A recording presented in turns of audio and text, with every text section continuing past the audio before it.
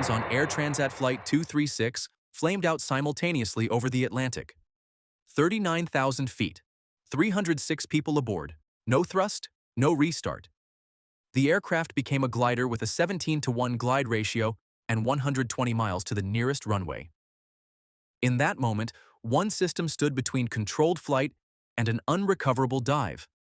A propeller the size of a ceiling fan that had been sitting dormant under the fuselage since the aircraft rolled off the assembly line. It deployed in under 3 seconds. Nobody in the cabin knew it happened. To understand why that propeller exists, you need to see what a jet loses the instant its engines stop. When both engines on a commercial jet stop producing thrust, the aircraft doesn't immediately tell you. There's no alarm in the cabin, no announcement. The lights stay on for a few more seconds. Battery power briefly maintains the illusion of normality. Then, the generators go offline.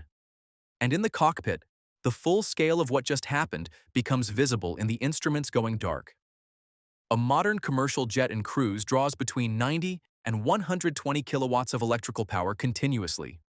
That figure runs everything: flight management computers, navigation systems, cabin pressurization controls, weather radar, hydraulic pump motors, passenger entertainment, galley equipment, and lighting throughout the aircraft.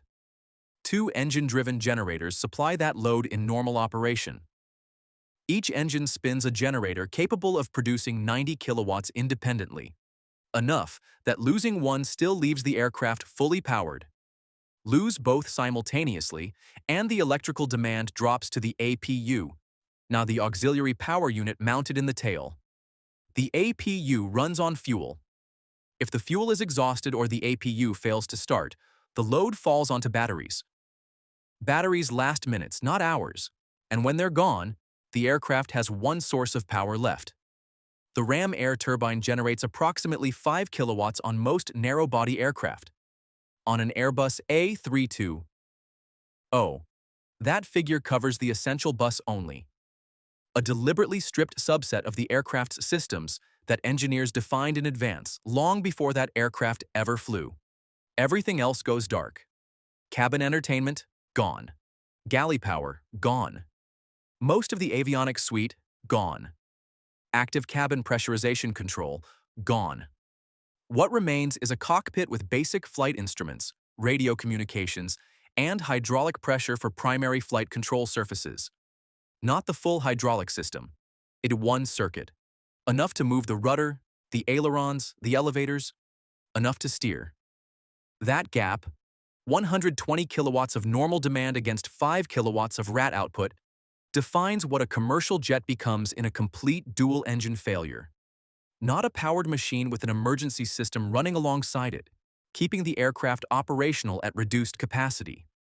A glider with a minimal steering interface, a stripped instrument panel, and a fixed amount of altitude that functions exactly like a fuel tank. Finite, non-replenishable, and running down from the moment the engine stopped.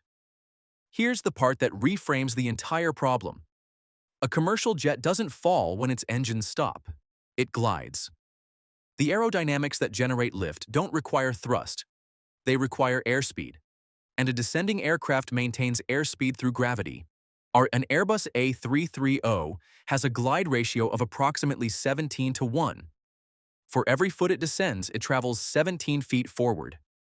At cruise altitude of 39,000 feet, that translates to roughly 120 miles of usable horizontal distance before the aircraft reaches sea level, assuming no aggressive maneuvering, a controlled descent profile, and minimal altitude lost during the initial failure event.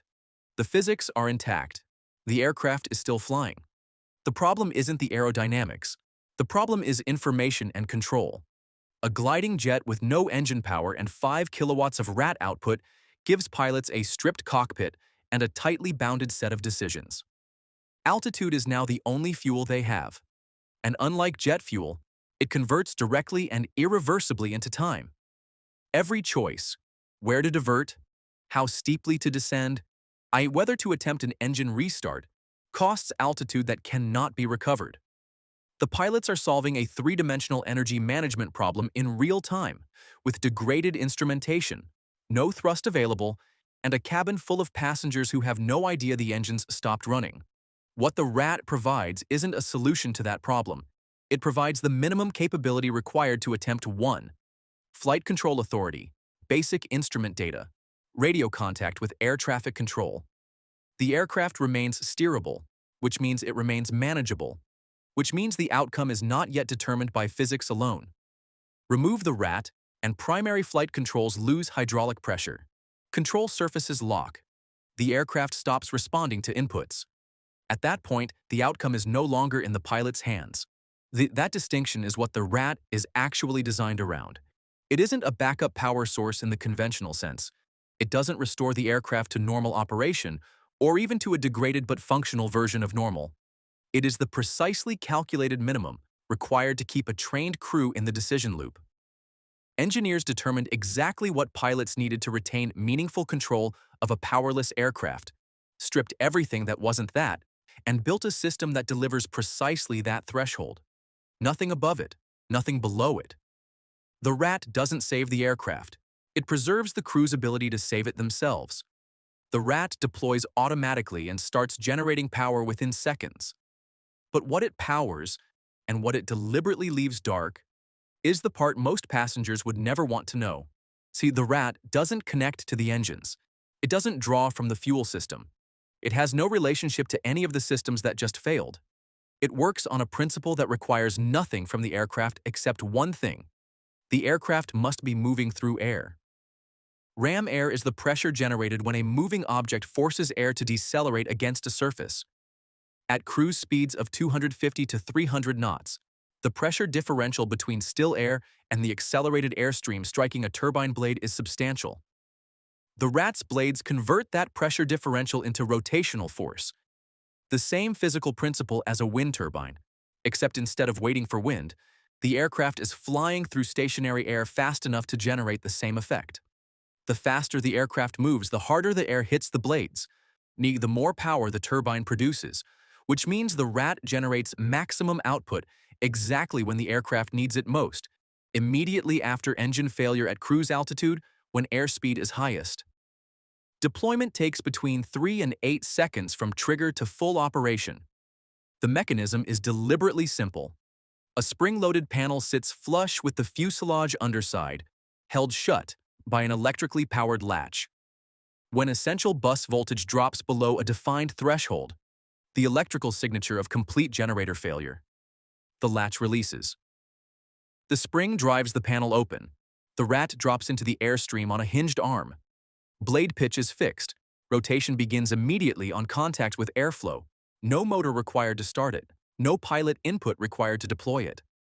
The system is designed to function correctly in the specific scenario where the crew is most overloaded, when both engines have just stopped, and every alarm in the cockpit is sounding simultaneously. Not every RAT does the same job. The differences between aircraft types reflect specific engineering decisions about what pilots need most when primary power is lost, and those decisions vary based on how each aircraft's flight control architecture is built. The Boeing 737's RAT generates hydraulic pressure only. No electrical output. The 737's primary flight controls are hydraulically actuated. The control surfaces physically move because hydraulic fluid pushes actuators, not because electric motors drive them. In a complete power loss, what the 737 pilots need most is hydraulic pressure to keep those actuators working. The RAT delivers exactly that to one hydraulic system, at sufficient pressure to maintain control surface authority. The electrical systems manage separately through battery backup. The Airbus A320 takes a different approach. Its RAT generates both electrical output and hydraulic pressure simultaneously. The turbine shaft drives a combined unit that feeds both the essential electrical bus and the blue hydraulic circuit. The A320's fly-by-wire architecture means electrical power isn't optional even for basic flight control. The computers interpreting pilot inputs and commanding the actuators need power to function.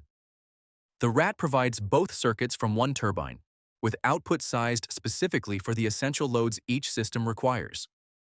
The Boeing 787 goes further. 2 independent RATs, a combined electrical output of approximately 70 kilowatts, significantly higher than narrow-body RAT output. The 787 is a more electric aircraft. Systems that would run on hydraulics on older jets run on electricity on the 787. More electrical dependency demands more electrical backup. The dual RAT configuration reflects that architecture directly. Each RAT operates independently, so a single RAT failure on the 787 doesn't eliminate the backup layer entirely. What ties all three configurations together is the priority bus concept, the deliberate pre-engineering of which systems receive power when power is scarce. Aircraft manufacturers define the essential bus during the certification process. They're working backward from the question, what is the minimum electrical and hydraulic load required for a trained crew to maintain controlled flight and communicate with air traffic control? Everything on that list goes on the essential bus. Everything off that list goes dark in a complete power failure, by design. The entertainment system isn't sacrificed reluctantly. It was never on the essential bus to begin with. Neither is the galley. Neither is most of the avionics suite beyond basic navigation and communication. The hierarchy is written into the wiring before the aircraft leaves the factory. That architecture is what makes the RAT's limited output sufficient. 5 kilowatts sounds inadequate against a 120 kilowatt normal load. Against an essential bus carrying only what pilots genuinely need, it's exactly enough. The engineering isn't working around the RAT's limitations, it's built around them. There's one constraint the priority bus can't solve. The RAT requires airspeed to generate power. Minimum effective deployment speed on most aircraft is approximately 100 knots. Below that, blade rotation drops below the threshold needed to maintain hydraulic pressure and essential bus voltage, which means the RAT is only useful while the aircraft is still flying fast enough to make it work. Every knot of airspeed the aircraft loses on descent is time and options bleeding away simultaneously. The RAT kept the aircraft controllable. But keeping an aircraft controllable and keeping 200 people alive are two different problems, and the pilots had roughly 20 minutes to solve both simultaneously. Air Transat Flight 236 departed Toronto on August 24, 2001, bound for Lisbon. An Airbus A330 carrying 293 passengers and 13 crew. Somewhere over the Atlantic, a hydraulic line had been incorrectly installed during maintenance. A fitting from the wrong aircraft type, slightly mismatched in specification. Under sustained cruise vibration, the fitting worked loose. Hydraulic fluid leaked into the fuel system. Fuel began venting overboard. The crew didn't know. Fuel quantity indicators showed elevated consumption, but anomalies have explanations. By the time the imbalance became undeniable, the tanks were nearly empty. At 39,000 feet, 120 miles east of Lajes Air Base in the Azores, both engines flamed out within 3 minutes of each other. Fuel exhausted. No restart possible. Without fuel, ignition produces nothing. The RAT deployed automatically, without crew input, i.e. the cockpit stripped to essential bus. The aircraft began gliding. What followed was 19 minutes of energy management at the absolute limit of what that aircraft could do on available resources. Captain Robert Pichet and First Officer Dirk de Jager flew the A330 as a glider, calculating descent profiles against the distance to Lajes, managing airspeed carefully to preserve glide ratio, communicating with air traffic control on RAT-powered radio. In the cabin, passengers noticed the engine noise was gone. The seatbelt signs came on. No announcement explained it. The A330 landed at Lajes, 19 minutes after both engines stopped. It overran the runway. The RAT-powered hydraulic circuit wasn't sufficient to operate thrust reversers, and braking was significantly degraded. The aircraft stopped in a field past the runway threshold. Burst tires. Minor injuries. 306 people alive. The margin was that precise. The RAT had provided flight control authority for the entire 120-mile unpowered glide. Without it, hydraulic pressure drops, control surfaces lock, and the outcome of that flight is not a field in the Azores. U.S. Airways, Flight 1549 presents a different failure mode with the same dependency. January 15, 2009. An A320 departing LaGuardia. climbing through 2,800 feet when a flock of Canada geese struck both engines simultaneously. Both engines lost thrust within seconds. Captain Chesley Sullenberger had approximately 208 seconds between bird strike and water contact. The Rat deployed. Essential bus stayed live. Fly-by-wire computers kept functioning. Sullenberger retained full flight control authority through the Hudson River approach and touchdown. See, that control authority came from one source. What both cases share is a detail that rarely appears in news coverage. In neither flight did passengers know the RAT had deployed. No cabin indicator activates.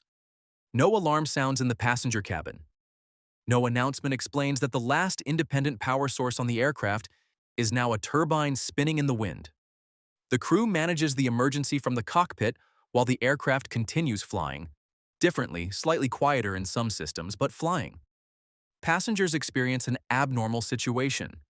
They don't experience the specific information that everything above the RAT has already failed. That turbine exists because regulators require it.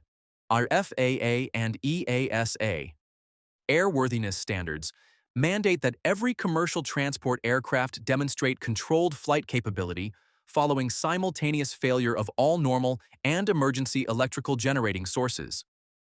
The RAT is the engineering answer to that regulatory requirement, not a discretionary safety addition, not a manufacturer enhancement, but a certification prerequisite without which the aircraft cannot legally carry passengers. The regulation was written because incident data accumulated over decades showed complete power loss was a survivable event, if and only if the crew retained flight control authority. The rate is what makes that condition satisfiable. There is one layer beyond the RAT. Battery systems on modern commercial jets provide approximately 30 minutes of essential bus power completely independent of RAT output. If the RAT fails to deploy, fails to reach operating speed, or is physically damaged, bird strike, icing, mechanical failure, the batteries maintain the essential bus through final approach and landing. 30 minutes. Enough to descend, locate a runway, and execute a controlled approach. The last line of defense has a line behind it. The most sophisticated commercial aircraft ever built ultimately depends, in its worst moment, on a propeller the size of a ceiling fan spinning in the wind. That isn't a failure of engineering. It's the endpoint of a design philosophy built around one question repeated at every layer. If this fails, what catches it? The RAT catches everything above it failing simultaneously. The battery catches the RAT. The training catches everything the hardware cannot. The outcome of Air Transat 236 wasn't determined by the RAT deploying automatically. It was determined by two pilots who understood precisely what they had left when it did, and used it.